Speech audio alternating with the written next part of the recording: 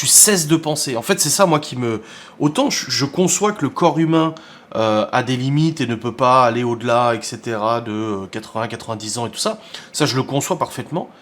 Mais cet aspect de se dire que le cerveau, pas le cerveau, mais l'âme, ce qui fait notre inconscient, notre conscient, notre subconscient, etc., lui cesse.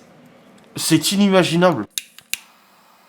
Aujourd'hui, pour un cerveau humain, c'est inimaginable de penser à ça. Moi, quand j'essaie d'y penser, j'arrive pas, en fait. C'est comme si t'avais une question qu'on te posait, une énigme, je sais pas, une multiplication, on disait 3 fois 6, et au moment de dire 18, bah en fait, tu pouvais pas répondre.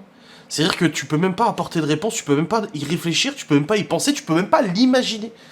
Imaginez, là, je fais une attaque cardiaque, boum, je meurs, fulgurante, je meurs sur le coup. Je suis où après?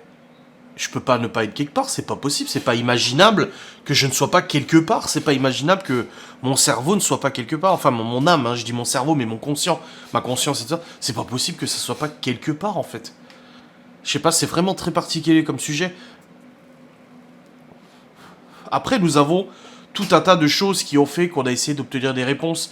On a les religions qui expliquent qu'il y a l'enfer, le paradis, le purgatoire, etc. Qu'après on monte au ciel, on rejoint Dieu et tout ça. On a ensuite les hypothèses un peu plus un peu plus science-fiction.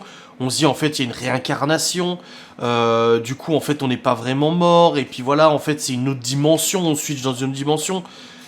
Moi je me disais avant de tourner la vidéo, ça se trouve, on est déjà mort 150 fois.